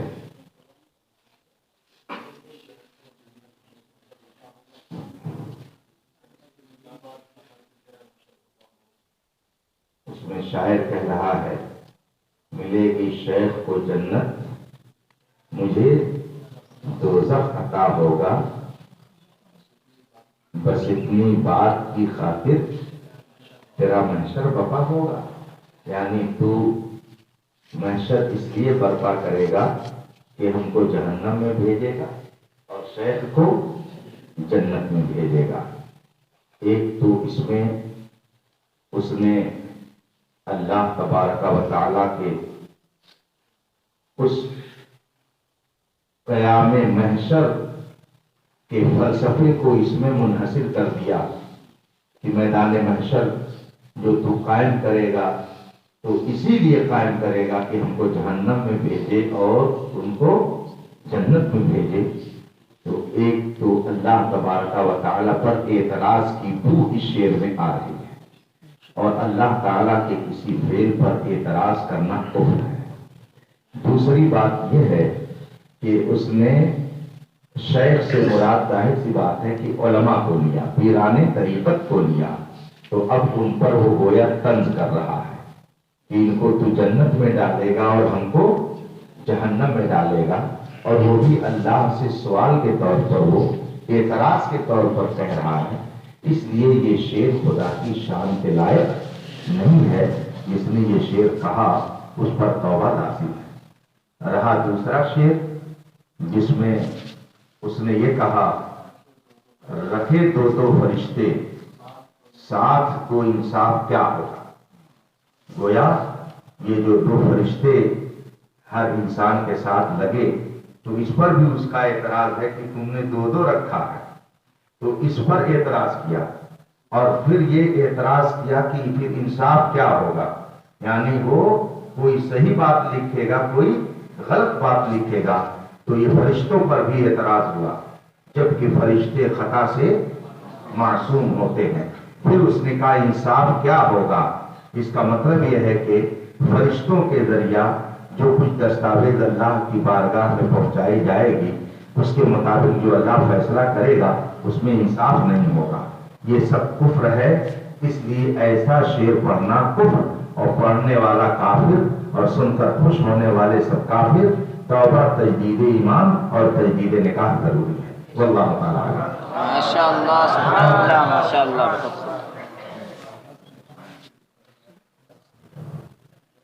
مسجد سے نکالی گئی اینٹ کو خرید کر مدرسہ کے بیت الخلاء میں لگوانا کیسا ہے، جبکہ اینٹ مسجد کے کام میں نہیں آ سکتی ہے، یعنی مسجد کی ضروریات سے زائد ہے؟ بسم اللہ الرحمن الرحیم۔ فقہائے کرام فرماتے ہیں کہ مسجد کا جو سامان، جو ملبہ تعمیر کے وقت نکال دیا جائے مسجد سے، قدیم مسجد سے شہید کر کے، تو اس کو جس کسی کو بھی دیا جائے تو اس چیز کا خیال رکھا جائے کہ وہ کسی پاک جگہ میں اس کو رکھے۔ نجس اور ناپاک جگہ سے استعمال کی اجازت نہیں ہے۔ یہ اس سامان کی نسبت چونکہ مسجد سے ہو گئی، جبکہ فقہا فرماتے ہیں کہ مسجد کے کوڑے کرکٹ کو بھی گندی جگہ پر نہیں پھینکا جائے گا۔ تو مسجد میں جو اینٹ لگی ہوئی تھی، اگرچہ اس کی ضرورت اب نہیں ہے مسجد میں، لیکن جس کسی کو دیا جائے تو اسے تنبیہ ہو جانی چاہیے کہ اسے نجس اور ناپاک جگہ پر نہ لگائی جائے، بلکہ کسی پاک اور صحیح طیب جگہ پر لگائی جائے۔ اس لیے چاہے مدرسہ ہو یا کسی کا گھر ہو، بیت الخلاء میں ان اینٹوں کو لگانے کی اجازت نہیں ہے۔ واللہ تعالی سبحان اللہ۔ مسجد میں بلا میٹر لگائی ہوئی بجلی استعمال کرنا کیسا ہے؟ یہ سوال غالباً اس سے قبل ہو چکا ہے۔ دوسرا سوال یہ ہے، مسجد کا پیسہ بینک میں جمع تھا جس کا سالانہ منافع 1500 روپیہ مل رہا تھا۔ اس پر ایک کافر نے کہا کہ یہ پیسہ مجھے دے دو اور میں تمہیں سالانہ منافع 1500 کے بجائے 2000 روپئے دوں گا، تو کیا اس طرح کرنا درست ہے؟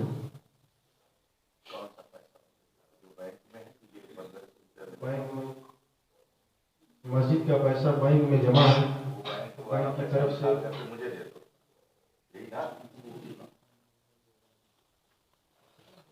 بسم اللہ الرحمن الرحیم۔ سوال یہ ہوا کہ مسجد کا پیسہ بینک میں جمع ہے، بینک مسجد کو کچھ انٹرسٹ کے نام پر رقم دیتا ہے۔ ایک غیر مسلم نے کہا کہ جو پیسہ تم بینک میں مسجد کا جمع کیے ہوئے ہو وہ پیسہ مجھے دے دو، بینک تم کو 1500 روپیہ دیتا ہے، میں تم کو سال میں 2000 روپیہ دوں گا۔ کسی غیر مسلم سے اس طرح سے کرنا جائز اور درست ہے۔ حضور صلی اللہ علیہ وسلم ارشاد فرماتے ہیں، لا ربا بین المسلم والکافر الحربی، مسلمان اور کافر حربی کے بیچ سود نام کی کوئی چیز نہیں ہے۔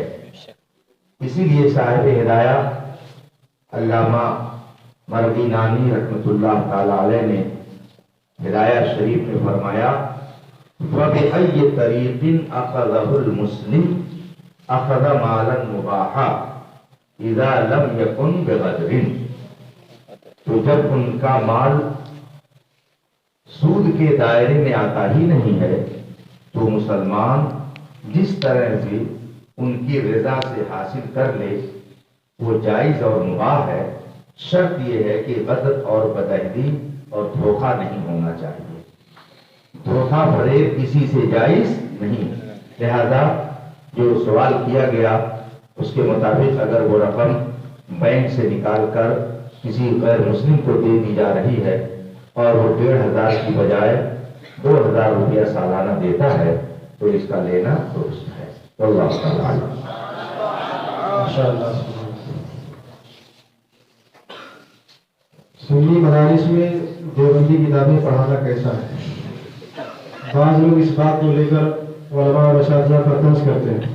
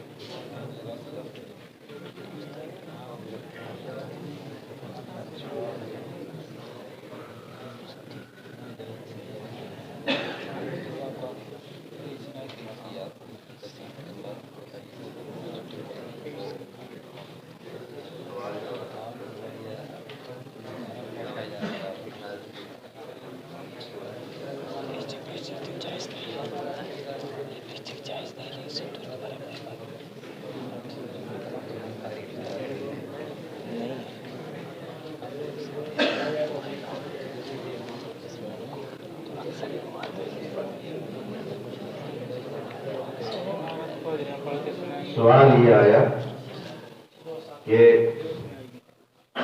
बद मजहबों की किताबें सुन्नी इदारों में पढ़ाना कैसा है।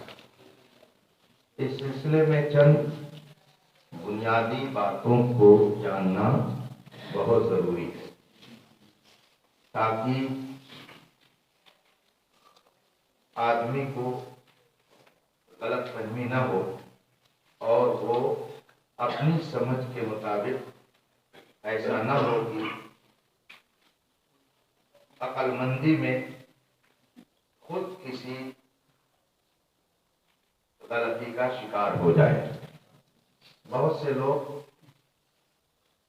वहाबियों की हिमायत में सुन्नियों पर ये एतराज करते हैं कि अगर वो इतने खराब हैं तो उनकी किताबें मदरसे में क्यों पढ़ाई जाती।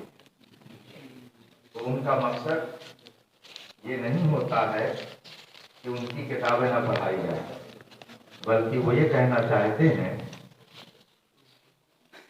कि जब उनकी किताबें पढ़ाना दुरुस्त है तो उनके यहाँ खाना भी दुरुस्त है। कहीं पे नजर है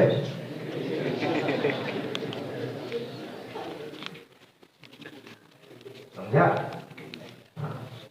न जाना हजरत जाहिद के तस्बीहो मुसल्ले पर बड़े चलते हुए हजरत हैं, इनको हम समझते हैं। समझा। अब मसले को तफसील से आप लोग जरूर सुनो।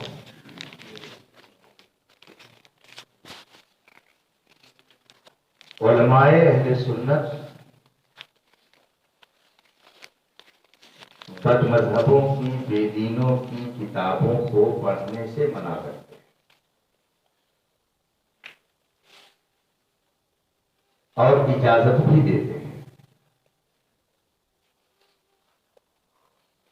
चंद शर्तों के साथ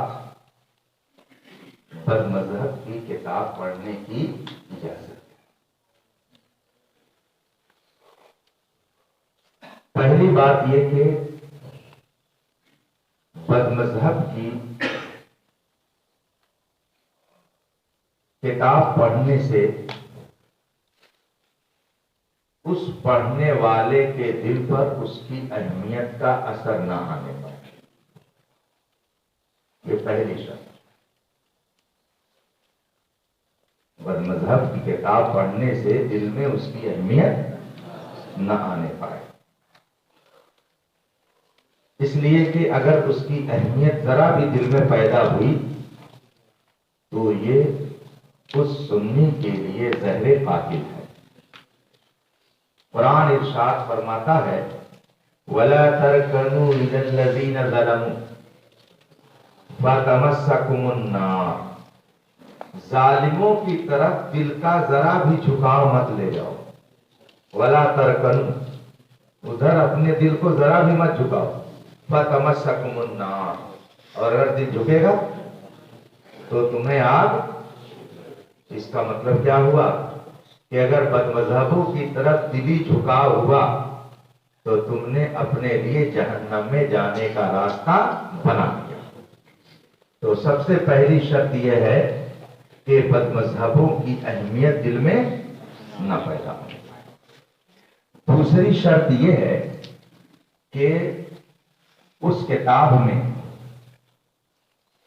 कुफ्र कहां है और इस्लाम कहां है इसका इम्तियाज हो। कौन सी बात उसमें गलत लिखी है, कौन सी बात इसका इम्तियाज हो। अगर इस इम्तियाज की सलाहियत आदमी के अंदर नहीं है तो फिर उनकी किताब पढ़ने की इजाजत नहीं है। बात समझ में आ रही है। और तीसरी बात यह है कि वो अगर कहीं कुछ गलत बातें उसमें हों तो ये उसका जवाब भी रखता हो अपने पास कि इसने जो लिखा है इसका जवाब ये है और ये बात इसने सही नहीं लिखी है बल्कि गलत लिखी है। समझ बात आ रही है। अगर इस तौर पर किसी बदमज़हब की किताब पढ़ी जाए तो पढ़ना जायज है। اس کی مثال آپ یہ سمجھو کہ منطق اور فلسفہ کی بہت ساری باتیں ایسی ہیں کہ جو اسلام کے خلاف ہیں. آپ لوگ منطق کی کتابوں میں مرقات، شرح تہذیب، قطبی، ملا حسن پڑھتے ہیں. دائمہ مطلقہ موجہہ کی جب بات آتی ہے تو اس میں اکثر و بیشتر منطقی یہ مثال دیتے ہیں کل فلک متحرک بالدوام، کل فلک متحرک بالدوام، ہر فلک متحرک ہے دائمی طور پر، جبکہ شرعاً یہ غلط ہے. آسمان متحرک نہیں ہے، زمین بھی متحرک نہیں ہے، دونوں اپنی جگہ پر رکے ہوئے ہیں. چاند اور سورج ستارے متحرک ہیں. تو یہ مثال غلط ہے اور یہ منطق میں پڑھائی جاتی ہے. اس کے باوجود کوئی یہ نہیں کہتا کہ منطق پڑھانا ناجائز ہے، سب پڑھتے. اور تو اب چونکہ بات یہ ہے کہ ان منطقیوں سے رابطہ نہیں ہے، ان کے گھر میں رہنا نہیں ہے، ان کی دعوت نہیں کھانی ہے، تو اس لیے ان کا مسئلہ کیوں اٹھایا جائے؟ جن سے کام پڑ رہا ہے ان کے لیے گنجائش نکالی جائے. ورنہ یہ سوال تو بہت پہلے آنا چاہیے تھا کہ منطق پڑھانا جائز ہے کہ نہیں. فلسفے کی بہت ساری باتیں ایسی ہیں کہ جو قرآن و حدیث کے خلاف ہیں. مثلا آپ لوگ جو ثانیہ کی کتاب پڑھ چکے اس کے اوپر سب طلبہ یہ سمجھتے ہوں گے فَمِنْ قَائِلٍ يَقُولُ إِنَّ الْعَالَمَ حَادِثٌ وَيَسْتَدِلُّ بِقَوْلِهِ العالم متغیر وكل متغیر حادث فالعالم حادث ومن زاعم يزعم ان العالم قدیم ويبرهن عليه بقوله العالم مستغنی عن المؤثر وكل ما هذا شانه فهو قدیم فالعالم قدیم. ایک کہنے والا کہتا عالم حادث ہے، دوسرا کہنے والا کہتا عالم قدیم ہے، اور یہ مرقات میں پڑھایا. مگر چونکہ علامہ فضل ہے خیر آبادی کے گھر والے یہاں تو آباد نہیں ہیں، اس لیے یہ سوال نہیں لوگ اٹھاتے ہیں کہ مرقات کا پڑھانا جائز ہے. حالانکہ مرقات کتنے سالوں سے یہاں پر پڑھائی جاتی ہے. بات سمجھ میں آ رہی ہے کہ نہیں آ رہی ہے؟ اسی طریقے سے فلسفے میں یہ بتایا جاتا ہے کہ یاد معدوم محال ہے. نہیں سمجھا؟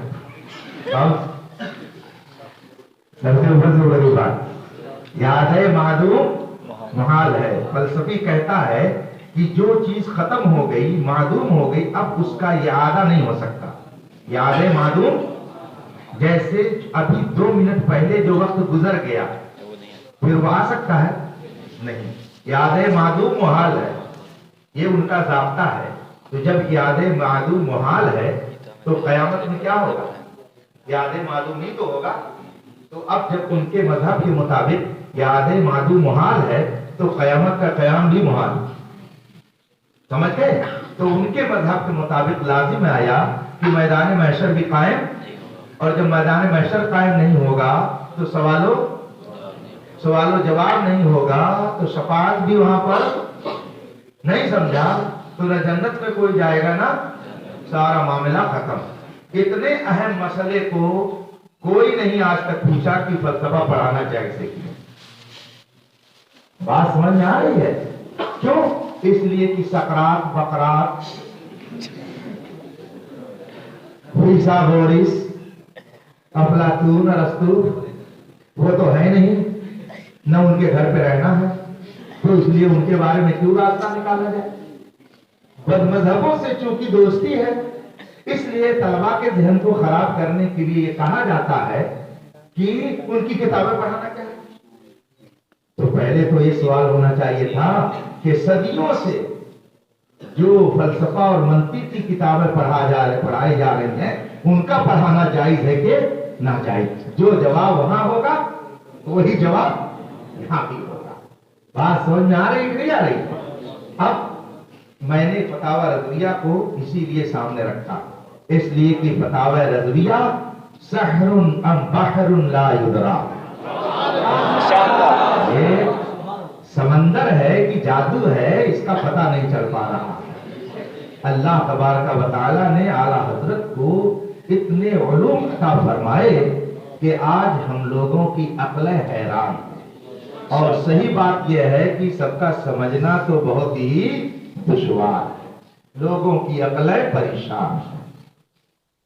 आज से तकरीबन 14 साल पहले की बात है, बहस ये शुरू हो गई एक जगह मुफ्तियान किराम की मीटिंग में कि आलिम किसको कहा जाएगा, आलिम किसको कहा जाएगा, आलिम कौन है, समझा। और बहुत देर तक लोग बहस करते रहे मगर आलिम की तारीफ नहीं कर पा रहे। और कौन लोग, उलमा। समझ बात आ रही है, उलमा आलिम की तारीफ। और आज भी मैं सच बता रहा हूं कि 50 नहीं, थोड़ा और आगे बढ़ा लो, 60% ऐसे उलमा कहे जाने वाले हैं कि आलिम की सही तारीफ नहीं जानते हो। शेख साहब ने कभी वाकया बयान किया है कि नहीं बयान किया है। एक आलिम साहब थे, कहीं बाहर से पढ़ करके आए थे और एक गांव में पहुंचे मगरिब के वक्त, तो लोगों ने कहा कि हजरत चलिए नमाज पढ़ाइए, तो उन्होंने मगरिब में भी कसर की। बताया कि नहीं, हमको भी बताया है मगर आप लोगों को कम बताया है, हमको जरा तफसील से बताया। हाँ, वो कौन साहब थे ये भी हमको मालूम है, समझा। तो अब उन्होंने मगरिब में जब कसर की 2 रकात पढ़ करके सलाम फेर दिया, तो मुक्तदियों ने पूछा हजरत अभी एक रकात बाकी, कहा मैं मुसाफिर हूं। तो वो भी आलिम है ना, वो भी अपने आप को आलिम ही कहते होंगे। मगर आलिम हकीकत में वही होता है जिसको कुरान और हदीस और फिक्र का इल्म होता है। आला हजरत ने इन मोतरजीन के लिए कुछ छोड़ा नहीं है, सबका जवाब अता फरमा दिया।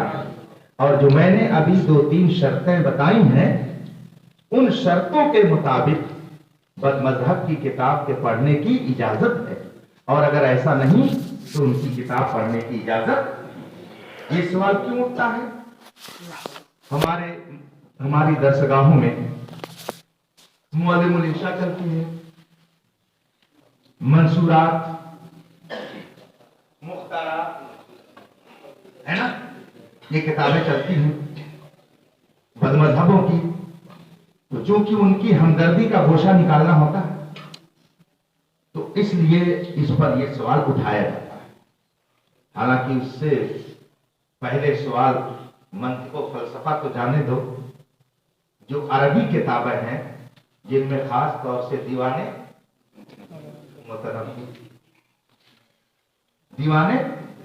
मुतनब्बी का मतलब ही होता है नबूवत का दावा करने वाला।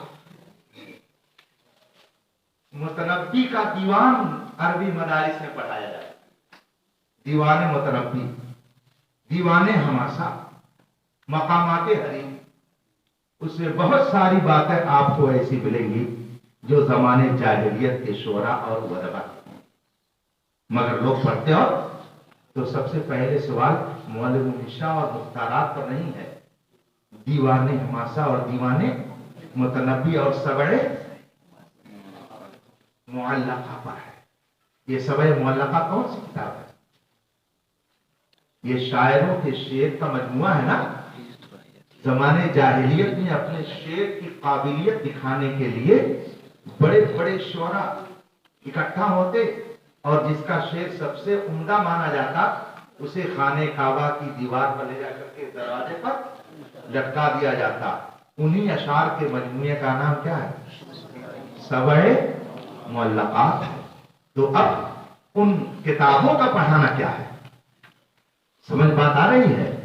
इसलिए हमारे उलमा ने बदमज़हबों की, काफिरों की, बेदीनों की किताब पढ़ने की इजाजत दी है, मगर उन्हीं शर्तों के साथ।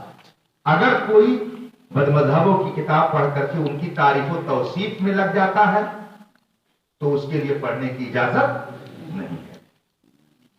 नहीं समझा? اور اگر کوئی ان کی کتاب پڑھتا ہے لیکن نہ ان کی اہمیت دل میں آتی ہے، نہ عقیدے میں کوئی گڑبڑی آتی ہے، کوئی خرابی آتی ہے، نہ کوئی کفری بات اس میں ہے، سمجھ گئے، یا ہے تو اس کو پڑھ کر کے اس کا رد فوراً کرتا ہے، تو ایسی صورت میں بد مذہبوں کی کتابوں کے پڑھنے کی اجازت ہے۔ اس بنیاد پر اگر کوئی طنز کرتا ہے تو یہ ہم پر اور آپ پر طنز نہیں ہے، بلکہ یہ سارے علماء اہل سنت پر طنز ہے، اور جو سارے علماء اہل سنت پر طنز کرے سب سے بڑا خراب آدمی، بات سمجھ آ رہی ہے؟ ایک فرد غلط ہو سکتا ہے، چند لوگ غلط ہو سکتے ہیں، مگر پوری جماعت کو جو غلط کہے اس سے بڑا غلط کار کوئی، سمجھ گئے؟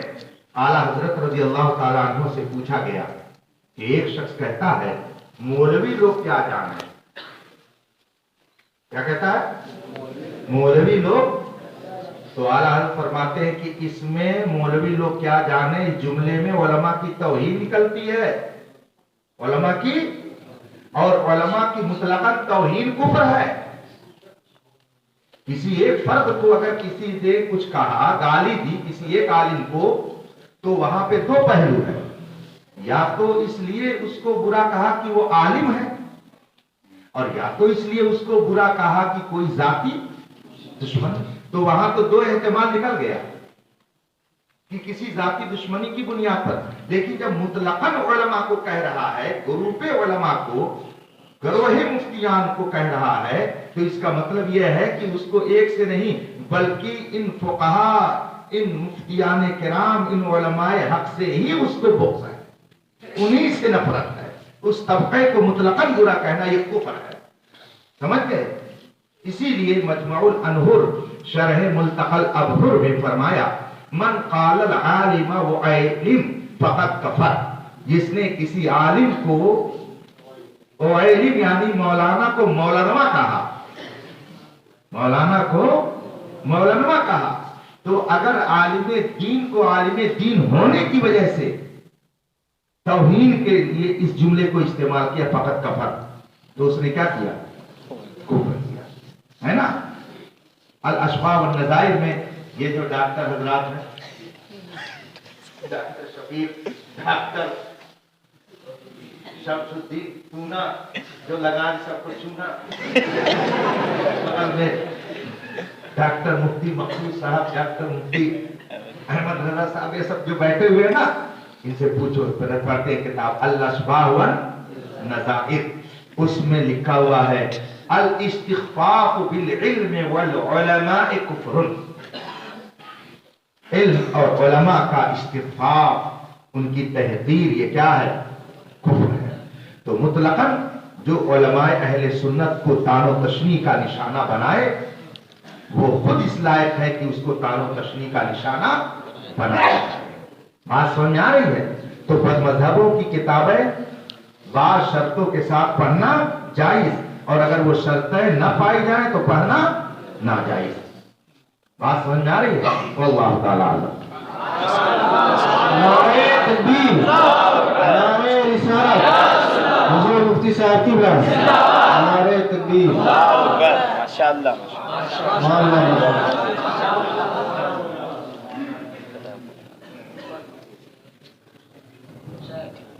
حضور والا، ایک مسلمان لڑکا غیر مسلم عورت کے ساتھ زنا کرتا ہے، اگر وہ مر جائے تو اس کی نماز جنازہ پڑھنا کیسا ہے؟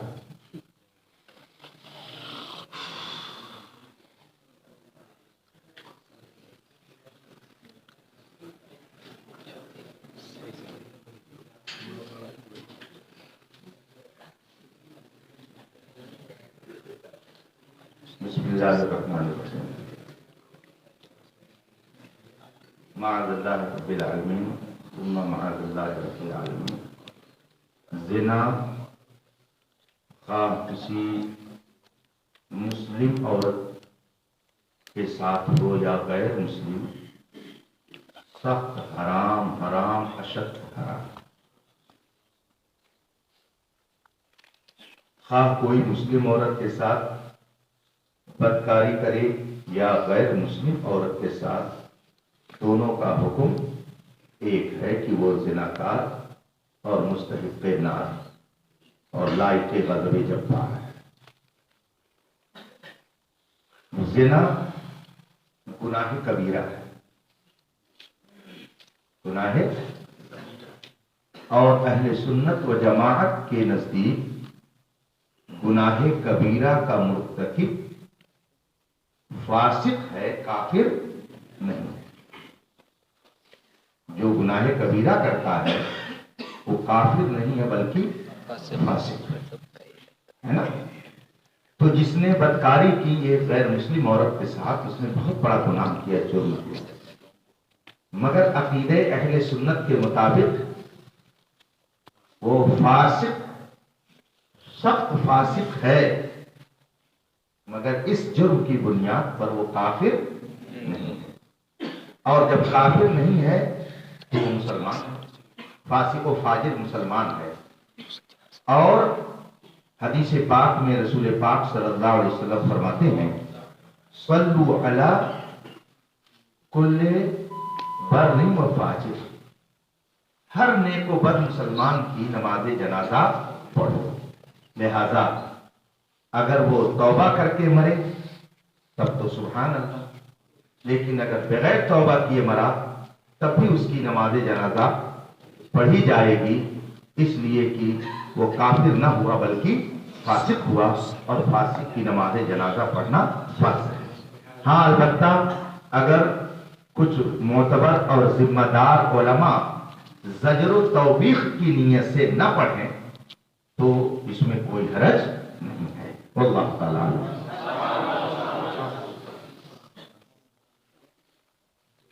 اگر کوئی شخص امام کو قعدہ کی حالت میں پائے اور قعدہ ہی کی حالت میں شریک جماعت ہو جائے تو آیا ایسی صورت میں اس پر تحیات پڑھنا واجب ہے یا نہیں؟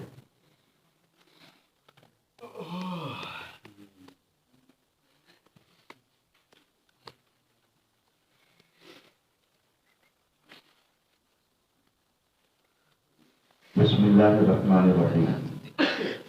اگر امام قعدہ میں ہے اور کوئی مصلی آیا اور وہ قعدہ میں چلا گیا تو اب امام قعدہ میں ہے اور مقتدی بھی قعدہ میں ہے، تو مقتدی کو اپنے امام کی پیروی اور اس کی مطابقت لازم ہے۔ اس بنا پر اب وہ تحیات پڑھے اور پھر وہ امام کے ساتھ کھڑا ہوگا، واللہ تعالی عنہ۔ آخری سوال، ایک شخص ایسے مزار شریف پر رہتا ہے جس کے بارے میں کوئی ثبوت نہیں ہے کہ یہاں کوئی بزرگ ہیں یا نہیں، اور وہ شخص سرعام کہتا ہے کہ میں اس جگہ کو نہیں چھوڑوں گا چاہے جو ہو۔ دریافت طلب یہ ہے کہ ایسے شخص کے بارے میں کیا حکم ہے، اور اس سے مسجد کا چندہ لینا اور اس کے یہاں کھانا پینا جائز ہے یا نہیں؟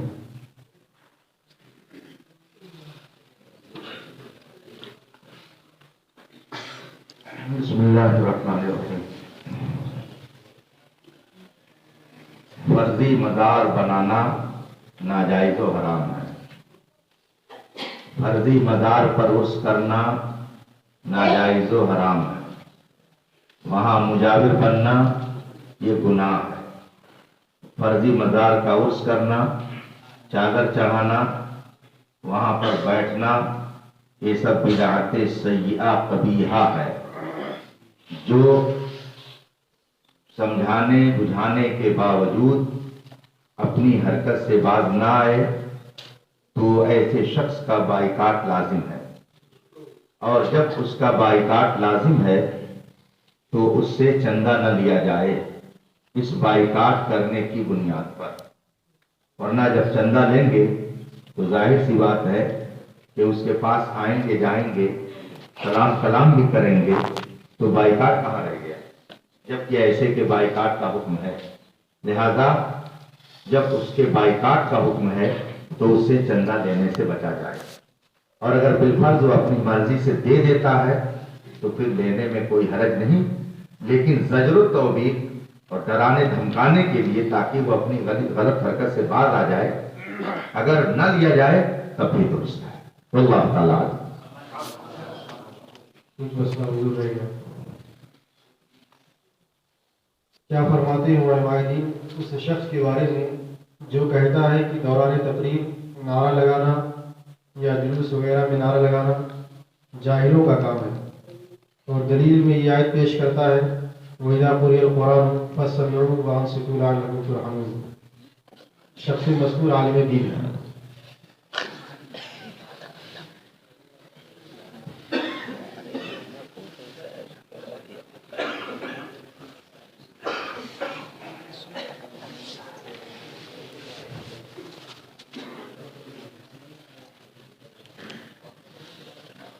بسم اللہ الرحمن الرحیم.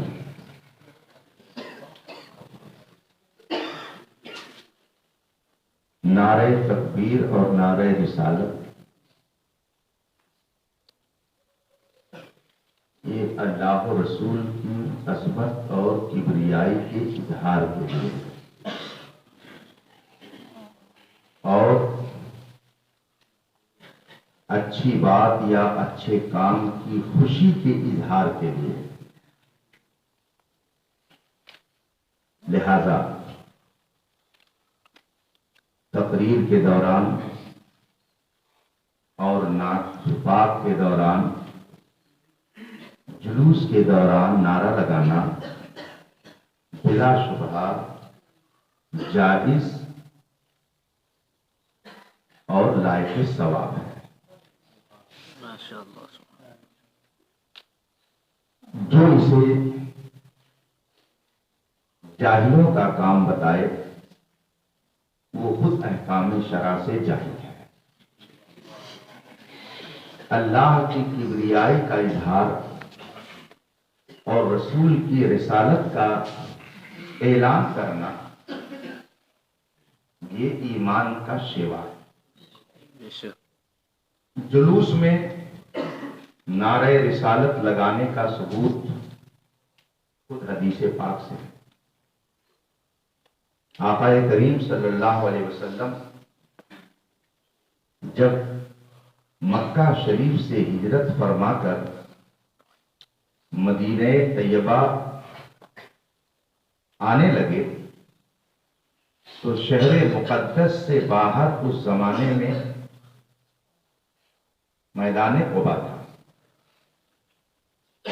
آقا صلی اللہ علیہ وسلم نے وہیں قیام فرمایا.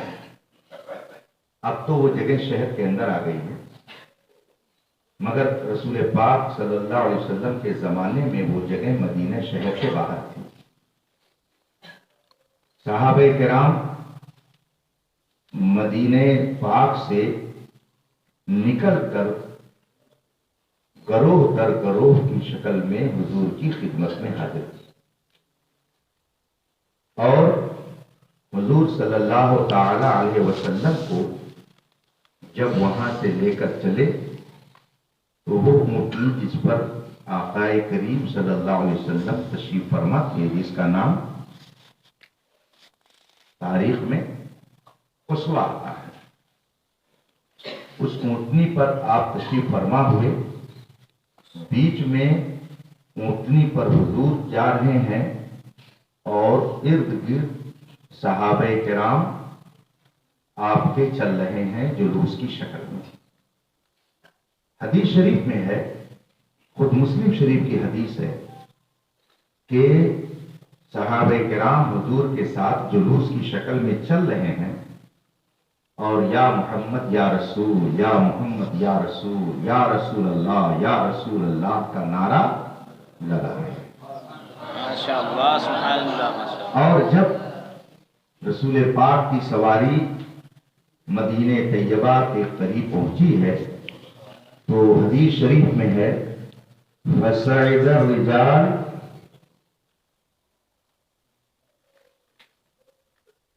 فَصَعِدَتْ الغِلْمَانُ وَالنِّسَاءُ، غالباً یہ لفظ ہے فوق البیوت.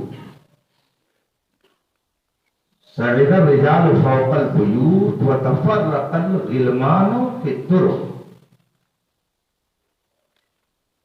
لوگ پہ چڑھ گئے اور بچے سڑکوں پر بکھر گئے اور وَيُنَادُونَ اور وہ سب آواز لگا رہے تھے یا رسول اللہ یا رسول اللہ یا رسول اللہ. ماشاء اللہ ماشاء اللہ. تو جلوس میں نعرہ رسالت لگانا یہ صحابہ کرام کی سنت طیبہ ہے. سبحان اللہ. اس نعرہ لگانے کو جو جاہلوں کا کام کہے وہ کوئی بد مذہب ہوگا. سنی صحیح العقیدہ اس کے اندر بد مذہبیت کے جراثیم ہوں گے، اس لیے کہ اس جلوس میں نعرہ صحابہ نے لگایا. مسلم شریف کی حدیث سے ثابت ہے. اور جو پوری امت مسلمہ کو جاہل قرار دے وہ جاہل نہیں بلکہ اجہل تر اجہل ہوگا. اس لیے اس نعرہ کو جاہلوں کا کام بتانا یہ خود جاہلوں کا کام ہے. بات سمجھ میں آ رہی ہے؟ رہا اس کا بطور دلیل یہ پیش کرنا اذا قرئ القرآن فاستمعوا له وانصتوا لعلكم ترحمون. یہ مارے گھٹنا پھوٹے سر. سمجھ گئے؟ مارے گھٹنا پھوٹے سر. اگر ہمیں مفتیو ہمیں افتا کاری افتا تمام خواہد شد. گر ہمیں مولوی ہمیں مکتب کار مکتب تمام خواہد شد.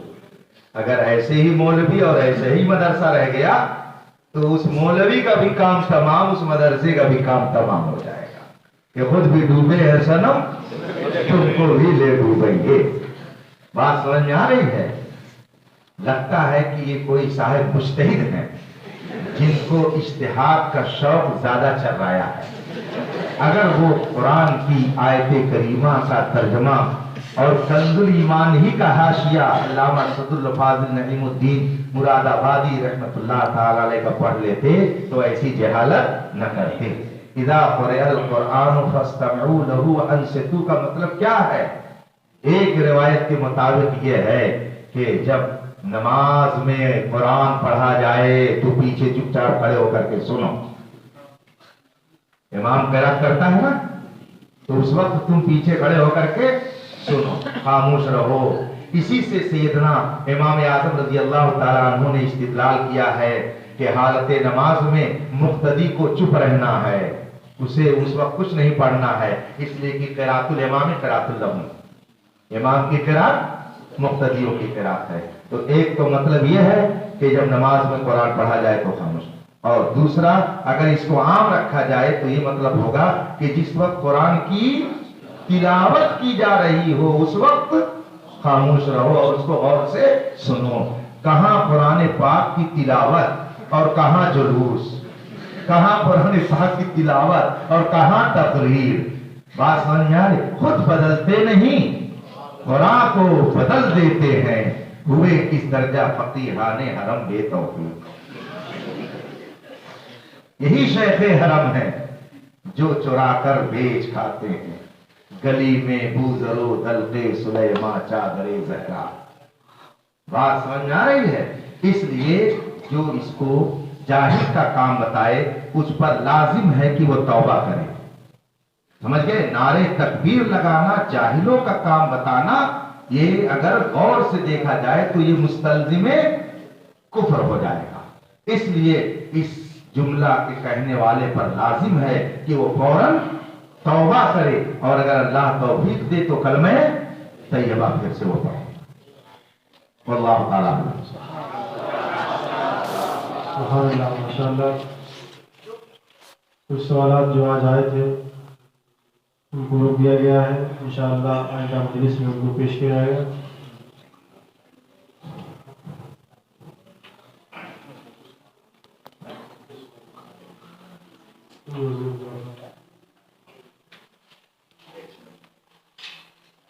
اور دیکھو یہ جو بد مذہبوں کی کتاب پڑھنے کے تعلق سے میں نے بتایا، اعلیٰ حضرت کی عبارت بطور تبرک تم لوگ بھی سن لو. तमाम बद मजहबों की किताबों के और ऐसी किताबों के पढ़ने का हुक्म सबको मालूम हो जाएगा। आला हजरत फरमाते हैं मंतिक व फलसफा की वो बातें जो कुफरियात पर मुश्तमिल हैं